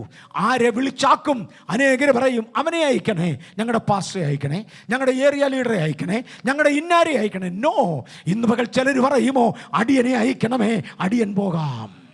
അടിയനെ അയക്കണേ കർത്താവേ, അടിയൻ പോകാം. ഒന്ന്, കൊയ്ത്തിന് വേണ്ടിയുള്ള സമർപ്പണം. രണ്ട്, അതിനുള്ള ടൂൾസ്. ഞാനൊരു മെക്കാനിക്കായിട്ടോ ഒരു എഞ്ചിനീയറായിട്ടോ ജോലി ചെയ്തിട്ടുണ്ട്. പേനയും മഷിയും പേപ്പറും ഉണ്ടെങ്കിൽ പലതും കണക്ക് കൂട്ടാൻ കഴിയും. സ്ക്രൂ ഡ്രൈവറും പ്ലെയറും ഉണ്ടെങ്കിൽ പലതും സെറ്റ് ചെയ്യാൻ കഴിയും. പക്ഷെ കൊയ്യണമെങ്കിൽ കൊയ്ത്തരുവാൾ വേണം. കൊയ്യണമെങ്കിൽ സ്ക്രൂ ഡ്രൈവർ കൊണ്ട് പറ്റത്തില്ല. കൊയ്യണമെങ്കിൽ സിറിഞ്ച് കൊണ്ട് പറ്റത്തില്ല. കൊയ്യണമെങ്കിൽ ടെലസ്കോപ്പ് കൊണ്ട് പറ്റത്തില്ല. കൊയ്യണമെങ്കിൽ കൊയ്ത്തരുവാൾ വേണം. കർത്താവേ, എന്നെ എക്വിപ്പ് ചെയ്യണേ. ദൈവം ഒന്ന് എക്വിപ്പ് ചെയ്യാതെ നിവൃത്തിയില്ല. ഇതൊരു കൊയ്ത്തിൻ്റെ സീസണാണ്. ചിലർ പ്രാർത്ഥിക്കുമ്പോൾ കർത്താവേ എന്നെ ഒന്ന് എക്വിപ്പ് ചെയ്യണേ, എന്നെ ഒന്ന് അയക്കണേ, ഞാനൊന്ന് കൊയ്യാൻ ആഗ്രഹിക്കുക. ഇന്ന് തമിഴ് സെക്ഷനിൽ വളരെ ശക്തമായി ഞാൻ വിളിച്ചു പറഞ്ഞു. ഞാനിത് 6ാമത്തെ സെക്ഷനാണ് കൃപയാലൂടെ ഒന്ന് അറ്റൻഡ് ചെയ്തത്. ഇവിടെ പ്രസംഗിക്കുന്നുള്ളൂ. തമിഴ് സെക്ഷനിൽ ഒരു കൊച്ചു ദൂത് പറഞ്ഞു. തമിഴ് സെക്ഷനിലെ ദൂതിൽ ഞാൻ ഇങ്ങനെ പറഞ്ഞു, ദൈവത്തിൻ്റെ സാധാരണ കൊയ്ത്ത് എത്ര മേനിയാണെന്നറിയാമോ? വിളവ് 30 മേനി. അത് കുറഞ്ഞ ഒരു വിളവിനെ വിളവായിട്ട് ബൈബിളിൽ കാണിച്ചിട്ടില്ല. ഏറ്റവും ചെറിയതാണ് ഈ 30. 60ഉം 100ഉം ആ സാധാരണ. 30 മേനി എന്ന് പറഞ്ഞാൽ എന്തുവാ? ഇന്ന് 1000 പേര് ഇതിനകത്തുണ്ടെങ്കിൽ 30 മേനി എന്ന് പറയുന്നത് അടുത്ത 300. 2000 പേര് ഇതിനകത്തുണ്ടെങ്കിൽ 30 മേനി എന്ന് പറയുന്നത് അടുത്ത 600. ഈ വർഷം ഡിസംബർ 31-ാം തീയതി വന്ന് 3 പേര് സ്നാനപ്പെട്ടെന്ന് പറയല്ലേ? ഈ വർഷം ഡിസംബർ 31-ാം തീയതി വന്ന് 20 പേര് സ്നാനപ്പെട്ടെന്ന് പറയല്ലേ? 30 മേനിയിൽ കുറഞ്ഞ ഒരളവ് ബൈബിളിലില്ല. തവയെന്നെ ഉപയോഗിക്കണേ, സഭയൊന്ന് ഉപയോഗിക്കണേ, സഭയൊന്ന് ഉപയോഗിക്കണേ. ദൈവം ആഗ്രഹിക്കുന്നത് ഉപയോഗിക്കാനാ. തൻ്റെ കണ്ണി ഭൂമിയിലൊക്കെയും ഊടാടി സഞ്ചരിക്കുക. ഒരാളിനെ കിട്ടുമോ എന്ന് നോക്കാൻ എക്വിപ്ഡായ ഒരാൾ, വില്ലിംഗ് ആയ ഒരാൾ, ട്രെയിൻഡപ്പായ ഒരാളുണ്ടെങ്കിൽ നിലങ്ങൾ കൊയ്ത്തിന് വിളഞ്ഞു കിടക്കുക. തലപൊക്കി നോക്കിയാൽ നിലങ്ങൾ കൊയ്ത്തിന് വിളഞ്ഞു കിടക്കുന്നത് കാണാം. അതൊന്ന് ചെയ്തെടുക്കുവാൻ കർത്താവ് നമുക്ക് കൃപ തരട്ടെ. ഇതൊന്ന് ചെയ്യണമെങ്കിൽ നമ്മുടെ കുറെ കടമകൾ നിർവഹിക്കണം. ജോസഫിൻ്റെ ജീവിതം പവിത്രതയുള്ള ഒരു ജീവിതമായിരുന്നു. ജോസഫിൻ്റെ ജീവിതം കളങ്കം കാണാനില്ലാത്ത ജീവിതമായിരുന്നു. ജോസഫിൻ്റെ ജീവിതം ദർശനത്തിനൊത്ത ജീവിതമായിരുന്നു. ജോസഫിൻ്റെ ജീവിതം ദർശനത്തിന് വേണ്ടി ജീവിക്കുന്ന ജീവിതമായിരുന്നു. ജോസഫിൻ്റെ ജീവിതം ദൈവിക വിഷയൻസ് കളയാത്ത ജീവിതമായിരുന്നു. ജോസഫിൻ്റെ ജീവിതം പ്രാർത്ഥനയുടെ ജീവിതമായിരുന്നു. ജോസഫിൻ്റെ ജീവിതം വിശ്വാസത്തിൻ്റെ ജീവിതമായിരുന്നു. ജോസഫിൻ്റെ ജീവിതം പ്രതിഷ്ഠയുടെ ജീവിതമായിരുന്നു. ജോസഫിൻ്റെ ജീവിതം ദൈവത്തിന് തന്നെക്കുറിച്ചുള്ള പ്ലാൻ അറിയാവുന്ന ഒരു ജീവിതമായിരുന്നു. തൻ്റെ സഹോദരന്മാർ തന്നെ വിറ്റ സഹോദരന്മാർ പിന്നത്തേതിൽ സാധനം വാങ്ങുവാൻ വേണ്ടി വന്നു. ഒരു ദിവസം ജോസഫ് തന്നെത്താൻ അവർക്ക് വെളിപ്പെടുത്തി വെച്ച് പറഞ്ഞു, നിങ്ങൾ കരയണ്ട, പേടിക്കണ്ട, ദൈവമാണ് എന്നെ ഇവിടെ ആക്കിയത്. എന്തിനാണെന്നറിയാമോ? നമ്മുടെ കുഞ്ഞുകുട്ടികൾക്ക് അബ്രഹാമിനോടുള്ള വാഗ്ദത്ത പ്രകാരം അബ്രഹാമിൻ്റെ പിഞ്ചുതലമുറ വളരണമെങ്കിൽ ഈ മണ്ണിൽ അവരെ കൊണ്ടുവന്നേ മതിയാകൂ. അതെൻ്റെ ദൗത്യമെന്ന് എനിക്ക് മനസ്സിലായി. എൻ്റെ ദൗത്യമെന്തെന്നറിയാവുന്ന, തങ്ങളുടെ വിളി എന്തെന്ന് തിരിച്ചറിയുന്ന, തങ്ങളുടെ മേലുള്ള ദൈവിക വിളി എന്തെന്ന് മനസ്സിലാക്കുന്ന, ദൈവിക ഉദ്ദേശം എന്തെന്ന് തിരിച്ചറിയുന്ന ഒരു കൂട്ടമുണ്ട്. അതാണ് ജോസഫ് ജനറേഷൻ. ഇന്നത് തിരിച്ചറിയുന്നവർക്കായി സ്തോത്രം. എന്നെ ഇവിടെ ആക്കിയതൊരു വലിയ കാറേ കയറാനാണോ? എന്നെ ഇവിടെ ആക്കിയത് ഒരു സൂട്ടിട്ട് കാണിക്കാനാണോ? എന്നെ ഇവിടെ ആക്കിയത് ഇവിടെ ഒരു കുറേ വസ്തു വാങ്ങിച്ച് കാണിക്കാനാണോ? നോ, എന്നെ ഇവിടെ ആക്കിയത് കൊയ്തെടുക്കാൻ വേണ്ടിയാ. മറ്റൊന്നും തെറ്റെന്നല്ല ഞാൻ പറഞ്ഞത്. എൻ്റെ മെയിൻ എയിം വേറൊന്നാ. എൻ്റെ മെയിൻ എയിം വേറൊന്നാ. എൻ്റെ മെയിൻ എയിം തെറ്റാൻ പാടില്ല. എൻ്റെ മെയിൻ എയിം തെറ്റാൻ പാടില്ല. ഞാനൊരു പൊതുസ്ഥലത്ത് നിന്ന് പറയുകയെന്ന് എനിക്ക് നന്നായി അറിയാം. ഇടയ്ക്കിടയ്ക്ക് എന്നെ സഹോദരന്മാർ പലയിടങ്ങളിൽ നിന്ന് വിളിക്കാറുണ്ട്. പല ആശയങ്ങൾക്ക് വേണ്ടി, ആവശ്യങ്ങൾക്ക് വേണ്ടി പ്രാർത്ഥിക്കാൻ ആവശ്യപ്പെടാറുണ്ട്. ചുരുക്കം ചില ആളുകൾ പറയുന്നത്, പാസ്റ്ററെ ശുശ്രൂഷയുടെ വാതിലൊന്ന് തുറന്നു കിട്ടാൻ പ്രാർത്ഥിക്കണം. മോൻ കോളേജിൽ പോകാറായി, വിടാൻ പൈസ ഇല്ല. എന്തിനാ ശുശ്രൂഷയുടെ വാതിലെന്നറിയാവോ? മോനെ കോളേജിൽ അയക്കാൻ. മോനെ, അത് ക്രിസ്തീയ ശുശ്രൂഷയുടെ ചരിത്രം അല്ലടാ, അത് വേറെയാ. ക്രിസ്തീയ ശുശ്രൂഷകന് കൊടുക്കേണ്ട ദൈവം കൊടുത്തിരിക്കും. പക്ഷെ അതിനെ വിളിക്കുന്ന ശുശ്രൂഷയുടെ ആവശ്യമൊന്നല്ല.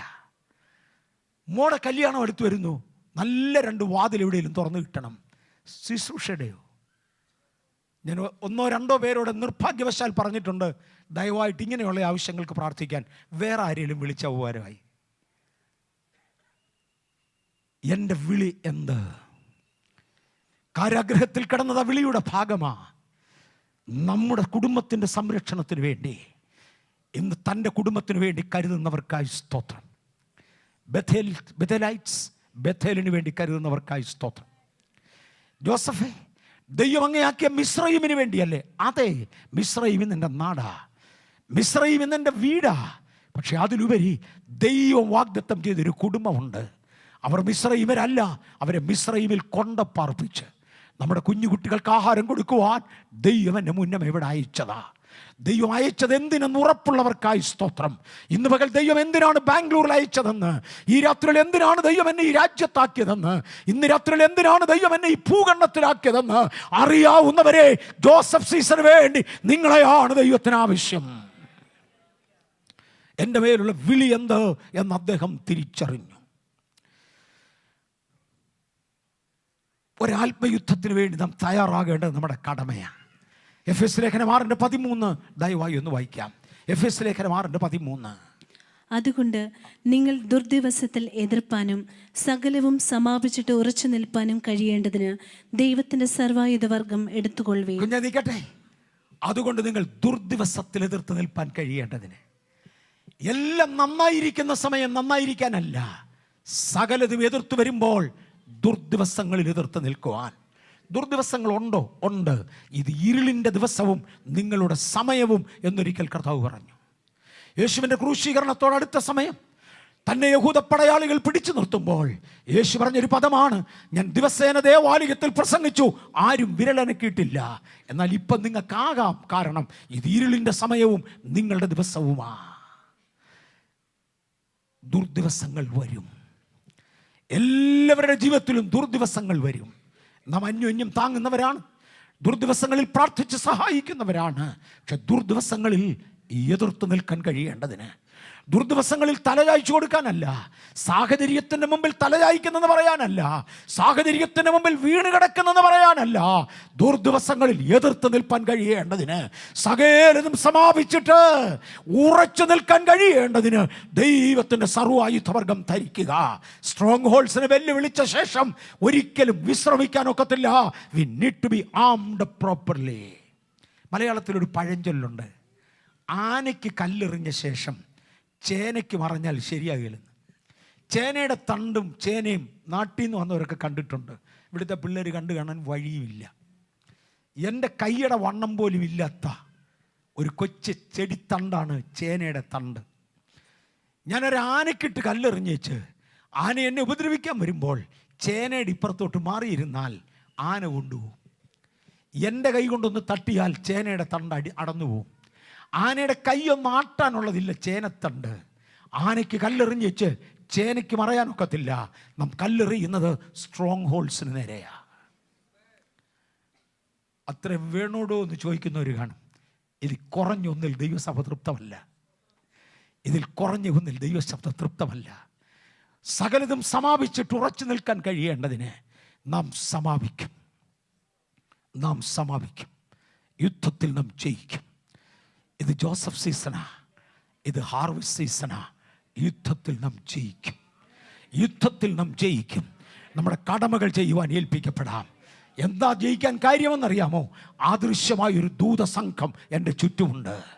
ഓരോ ഭക്തനും ചുറ്റുമായി ദൈവത്തിൻ്റെ സേനകളെ പറഞ്ഞയച്ച ദൈവം ഇന്ന് പകൽ ഇതിനകത്തിരിക്കുന്ന ചെറിയവർക്കും വലിയവർക്കും ചുറ്റുമായി തൻ്റെ സൈന്യത്തെ ആക്കിയിരിക്കുകയാൽ നിത്യനായ ദൈവത്തിൻ്റെ കാവലുമായി ഇറങ്ങിപ്പോകുന്ന ദൈവവൈതലേ, നിങ്ങളെ കാണുന്ന ഇടത്ത് നിന്ന് അന്യായ ശക്തികൾ അലറിപ്പായുകയെ മാർഗമുള്ളൂ. തൊടാൻ അതിന് റൈറ്റില്ല. ഇസ്രായേൽ മരുഭൂമിയിൽ ചോരത്തളിയും പെസഹായും ആചരിച്ച സമ്പത്തെ ഓർപ്പിച്ചുകൊണ്ട് ഒരു പാട്ടുകാരൻ ഒരിക്കൽ ഇങ്ങനെ പാടി, സംഹാരദൂതൻ അടുത്താൽ, അതിനേക്കാൾ കവിഞ്ഞൊന്നും വരാനില്ലല്ലോ, സംഹാരദൂതൻ അടുത്താൽ ഈ രക്തം എൻ്റെ മേൽ കാണുകയാൽ, ഹല്ലേലൂയ, ഇന്ന് യേശുവിന്റെ രക്തത്തിൽ മറഞ്ഞ ദൈവ പൈതലേ, രക്തത്താൽ മുദ്ര വീണ ദൈവ പൈതലേ, സംഹാരദൂതൻ അടുത്താൽ ഈ രക്തം എൻ്റെ മേൽ കാണുകയാൽ താൻ കടന്നു പോം. നിശ്ചയം ഞാൻ സ്വസ്ഥനാണ്, ഞാൻ സെക്യൂർഡാ, ഞാൻ സെക്യൂർഡാ. പൗലോസേ, കടലിൽ നിന്ന് കയറി വന്ന അങ്ങ് തീയിടുവാൻ വേണ്ടി 2 വിറകെടുത്തിട്ടപ്പോൾ അണലി കയ്യെ ചാടിപ്പറ്റി അല്ലേ? പോടെ അണലി, തിരിച്ച് തീയിലേക്ക് കുടയുന്ന ഒരു ദൈവശക്തി. യേശുവിൻ്റെ നാമത്തിൽ തിരിച്ച് തീയിലേക്ക് കുടയുന്ന ഒരു ദൈവശക്തി. ഇന്ന് രാത്രി ഏതാണ്ടെല്ലാം ഞാൻ ദൈവനാമത്തിൽ വിളിച്ചു പറയുക. കർത്താവിനെ ഏൽപ്പിച്ച ആശയമാ, കർത്താവിനെ ഏൽപ്പിച്ചുകൊണ്ടിരിക്കുന്നതാ. എന്താണ് ഇതിൻ്റെ പുറകിലത്തെ ധൈര്യം? നമ്മൾ ആദ്യം വായിച്ചു തുടങ്ങിയ വാക്യം വിളിച്ചതാരാന്നറിയാമോ? മരിച്ചവരെ ഉയർപ്പിക്കുന്നവനും. ഹല്ലേലൂയ. സാധാരണക്കാരനല്ല വിളിച്ചത്, മരിച്ചവരെ ഉയർപ്പിക്കുന്നവനും ഇല്ലാത്തതിനെ ഉള്ളതുപോലെ വിളിച്ചു വരുത്തുന്നവനുമായ ദൈവത്തെ വിശ്വസിക്കുന്നതിനാൽ, ലക്ഷോപിലക്ഷം ദൂതന്മാരുടെ ഉടമസ്ഥനെ വിശ്വസിക്കുന്നതിനാൽ, ഇന്ന് രാത്രിയിൽ ദൂതഗണങ്ങളുടെ കാവൽ ഇതിനകത്തേക്ക് അനുവദിക്കുന്നവനെ വിളിച്ചതിനാൽ, ആ ദൈവത്തെ വിശ്വസിച്ചതിനാൽ ഒരു ശക്തിക്ക് നിന്റെ നേരെ നിൽക്കാൻ കഴിയുകയില്ല. ഹല്ലേലൂയ. ഹേ യെരമ്യാവേ, ബാലനെന്ന് നീ പറയരുത്. നിന്റെ ജീവകാലത്ത് ഒരിക്കലും ഒരുത്തനും നിനക്ക് നേരെ നിൽക്കയില്ല. നീ ഇടിക്കും, നീ പൊളിക്കും, നീ പണിയും. യോശുവ, ഞാൻ എന്നെ വിളിച്ചു നിർത്തിയിരിക്കയാൽ നിന്റെ ജീവകാലത്തൊരിക്കലും ഒരുത്തനും നിനക്കെതിരെ നിൽക്കയില്ല. അവർക്ക് ശക്തികൾക്ക് നേരെ വിരൽ ചൂണ്ടിയവരാ. ദാവീദ് ശക്തികൾക്ക് നേരെ വിരൽ ചൂണ്ടിയവനാ. ബേഥേൽ ശക്തികൾക്ക് നേരെ വിരൽ ചൂണ്ടുന്നതാ. ഇന്ന് രാത്രി ഇതിനകത്തിരിക്കുന്ന ദൈവമക്കൾ, എന്നെ ശ്രദ്ധിച്ചു കൊണ്ടിരിക്കുന്ന ലോകവ്യാപകമായ അനേകർ, ഇന്ന് വൈകിട്ട് വീഡിയോ കവറേജ് ഉണ്ടോ ഇല്ലയോ, വെബ് കവറേജ് ഉണ്ടോ ഇല്ലയോ എനിക്കറിയാൻ വയ്യായിരുന്നു. പല രാജ്യങ്ങളിൽ നിന്ന് സഹോദരങ്ങൾ വിളിച്ചവർക്കായി നന്ദി. പലരും ലൈനിലുണ്ട്. ആ വിളിച്ചവരിൽ പലരും എന്നോട് പറഞ്ഞു, പാസ്റ്റർ കിട്ടിയാൽ ഉപകാരമായിരുന്നു, ഉണർന്നിരുന്നോളാം. വൈകുന്നേരം തന്നെ ആളുകൾ വിളിച്ചു പറഞ്ഞു, ഒരു അനക്കവും കാണുന്നില്ലല്ലോ നിങ്ങളുടെ സൈറ്റിൽ. ഞാൻ പറഞ്ഞു, ഒരു 2 മണിക്കൂറോട് എടുക്കും അനങ്ങി തുടങ്ങാൻ. വൈകിട്ട് ഇവിടെ 8 മണിയായപ്പോഴാണ് വിളിച്ചത്. ഇപ്പോൾ 2 മണിക്കൂർ എടുക്കും അനങ്ങി തുടങ്ങാൻ. കാണുന്നവർക്കായി സ്തോത്രം. നിങ്ങളെ ദൈവം അനുഗ്രഹിക്കട്ടെ. കൂടിയിരിക്കുന്നവർക്കായി സ്തോത്രം. ദൂതസൈന്യത്തിൻ്റെ കാവൽ ഉള്ളവനായ ദൈവം ഇന്നു പകൽ നിങ്ങളോടുകൂടെ. ഹല്ലേലൂയ. ഇന്നു പകൽ എന്നോടുകൂടെ. സൈന്യങ്ങളുടെ യജമാനനെ സേവിപ്പാൻ കൃപ ലഭിച്ച ദൈവ പൈതലേ, നാം സേനാവീരന്മാരാ. ജോസഫ് സീസണിൽ ദൈവത്തിന് വേണ്ടി യുദ്ധം ചെയ്യുന്നവരാ. ഹാർവസ്റ്റ് സീസണിൽ കൊയ്തെടുക്കുന്നവരാ. ഒടുവിലായി ഡോക്ടർ PG പറഞ്ഞത് ഒരു കുതിപ്പിൻ്റെ വർഷമാ, ഒരു കുതിപ്പിൻ്റെ വർഷമാ. ഞാൻ കൂടുതൽ എടുത്തു പറയാൻ ആഗ്രഹിക്കുന്നില്ല. ഓരോ പടി വീതം സമനിലത്ത് നടക്കുന്നതും സ്റ്റെപ്പുകൾ ചാടിക്കടക്കുന്നതും രണ്ടും വേറെയാ. ഇടയ്ക്ക് നിലമില്ലാതെ വരുമ്പോൾ സാധാരണ വാഹനങ്ങൾക്ക് ഓടാനൊക്കത്തില്ല. പക്ഷെ കുതിക്കുന്നവനുണ്ടല്ലോ, ഇവിടുന്ന് അപ്പുറത്തോട്ട് ചാട്ടം ചാടും. നിങ്ങൾ പോകുന്നത് പ്ലെയിൻ റോഡിലാകണമെന്നില്ല. കുതിച്ചു കിടക്കുന്ന വഴികൾക്കായി സ്തോത്രം. ദുർഘടത്തെ നിരപ്പാക്കുവാൻ, താണതിനെ ഉയർത്തുവാൻ, ഉയർന്നതിനെ താഴ്ത്തുവാൻ, നിരപ്പാക്കേണ്ടതിനെ നിരപ്പാക്കുവാൻ യജമാനൻ കൂടെ ഉണ്ടെങ്കിലും ഞാൻ പല്ലേറിയ മെതിവണ്ടിയാകയാൽ കുന്നുകളെ മെതിക്കുവാൻ, പർവ്വതങ്ങളെ പൊടിക്കുവാൻ ഒരാത്മശക്തി എന്നിൽ ഉള്ളതിനാൽ ഈ ആണ്ടൊരു പുതുമയുടെ വർഷമായി, ഒരനുഗ്രഹത്തിൻ്റെ വർഷമായി കർത്താവ് നമുക്ക് അനുഗ്രഹിച്ചു തരട്ടെ. പാമ്പുകളെയും തേളുകളെയും ശത്രുവിൻ്റെ സകലബലത്തെയും ചവിട്ടുവാൻ ഞാൻ നിങ്ങൾക്ക് അധികാരം തരികയാ. അതൊരു കാലത്തും നിങ്ങളിൽ ഒരുത്തർക്കും ഒരു ദോഷവും വരുത്തുകയില്ല. യിരെമ്യാവിനോട് പറഞ്ഞത് വീണ്ടും പറയട്ടെ, യിരെമ്യാവേ, നീ ബാലനെന്ന് പറയരുത്. പൊളിക്കാൻ ഞാൻ നിന്നെ അധികാരപ്പെടുത്തുക, പണിയാൻ ഞാൻ നിന്നെ അധികാരപ്പെടുത്തുകയാ. ഹല്ലേലൂയ. ഇന്ന് പകൽ ചിലതിനെ സ്വർഗത്തിലെ ദൈവം അധികാരപ്പെടുത്തി അയക്കട്ടെ. പൊളിക്കേണ്ടത് പൊളിക്കുവാൻ, പണിയേണ്ടത് പണിയുവാൻ, ചാടിക്കടക്കേണ്ടടുത്ത് ചാടിക്കടക്കുവാൻ. Joseph season. കാത്തിരുന്നവരെ കർത്താവ് നമ്മളെ ഏൽപ്പിച്ചതിനായി സ്തോത്രം. ഞാൻ ആത്മഹത്യ ചെയ്യുമ്പോൾ അല്ലായിരുന്നു, പകരം ഞാൻ കൊത്തളത്തിൽ കാവൽ കാക്കാനിരിക്കുകയായിരുന്നു. കർത്താവ് പറഞ്ഞു, അങ്ങനെ ഉണ്ടെങ്കിൽ ഹബക്കുക്കെ എഴുത്. ചുമ്മാ അത് കടലാസയിൽ എഴുതി കളയണ്ട, പലക എടുത്തെഴുത്. ഇത് മാറത്തില്ല, ഇത് മാറത്തില്ല. കർത്താവാണ് ദൂത് പറഞ്ഞതെങ്കിൽ ദർശനം വൈകിയാലും കാത്തിരിക്കുക, അത് സംഭവിക്കും നിശ്ചയം. അത് സംഭവിക്കും നിശ്ചയം. കണ്ണുകളടയ്ക്കാം, നമുക്കൊന്ന് പ്രാർത്ഥിക്കാം. ഏറെക്കുറെ 1:30 നമ്മുടെ കർത്താവിൻ്റെ തിരുമേശയും കൂടെ നമുക്ക് ചെയ്യേണ്ടതുള്ളത് കൊണ്ട് കണ്ണുകളടയ്ക്കാം, നമുക്കൊന്ന് പ്രാർത്ഥിക്കാം. കർത്താവേ, അങ്ങയുടെ ജനത്തെ ഞാൻ യേശുവിൻ്റെ നാമം ചൊല്ലി അനുഗ്രഹിക്കുന്നു. ലോകവ്യാപകമായി ഞങ്ങളോടുകൂടെ ഉള്ളവരെ ഞങ്ങൾ യേശുവിൻ്റെ നാമത്തിൽ അനുഗ്രഹിക്കുന്നു. 2016 അനുഗ്രഹം ഈ ജനത്തിൻ്റെ മേൽ കൊടുക്കണേ. ഇതിലെ ശുശ്രൂഷക വൃന്ദത്തിൻ്റെ മേൽ അങ്ങയുടെ ശക്തി പകരണേ. ഇവിടുത്തെ പിതാക്കന്മാരുടെ മേൽ അങ്ങയുടെ ശക്തി പകരണേ. മാതാക്കളുടെ മേൽ അങ്ങയുടെ ബലം പകരണമേ. വിദ്യാർത്ഥികളുടെ മേൽ അങ്ങയുടെ ബലം പകരണമേ. കുഞ്ഞുങ്ങളുടെ മേൽ അങ്ങയുടെ ബലം പകരണമേ. നേതാക്കന്മാരുടെ മേൽ അങ്ങയുടെ ബലം പകരണമേ. ഞങ്ങളെ ഭരിക്കുന്ന രാജ്യത്തിൻ്റെ തലവന്മാരെ അങ്ങ് ബുദ്ധിയിൽ നിറയ്ക്കണമേ, പരിജ്ഞാനത്തിൽ നിറയ്ക്കണമേ. ദൈവഭക്തിക്കൊത്തവണ്ണം ഞങ്ങൾക്ക് ജീവിക്കേണ്ടതിന് ഒരു സ്വാതന്ത്ര്യം ഈ രാജ്യത്ത് കർത്താവ് ഞങ്ങൾക്ക് തുറന്നും തരണമേ. യേശുവിൻ്റെ നാമത്തിൽ അതിന് വിരോധമായി വ്യാപരിച്ച ശക്തികൾ ബന്ധിക്കപ്പെട്ടു എന്ന് ഇവിടെ ഞങ്ങൾ വിളിച്ചു പറയുന്നു. കാര്യം, ഞങ്ങൾ ഇവിടെ ജോസഫ് സീസൺ അഴിച്ചുവിട്ടു. അങ്ങയുടെ കൽപ്പന പ്രകാരം, അങ്ങയുടെ അരുളപ്പാടിനൊത്തവണ്ണം, അങ്ങ് പറഞ്ഞതിന് പ്രകാരം പിതാവിൻ്റെയും പുത്രൻ്റെയും പരിശുദ്ധാത്മാവിൻ്റെയും നാമത്തിൽ ജോസഫ് സീസണെ ഞങ്ങൾ അഴിച്ചുവിടുന്നു. ഹാർവസ്റ്റ് സീസണെ ഞങ്ങൾ അഴിച്ചുവിടുന്നു. കുതിപ്പിൻ്റെ വർഷത്തെ ഞങ്ങൾ അഴിച്ചുവിടുന്നു. അതങ്ങയുടെ ജനത്തിൻ്റെ അനുഗ്രഹത്തിനാകട്ടെ, അതങ്ങയുടെ ജനത്തിൻ്റെ നന്മയ്ക്കാകട്ടെ.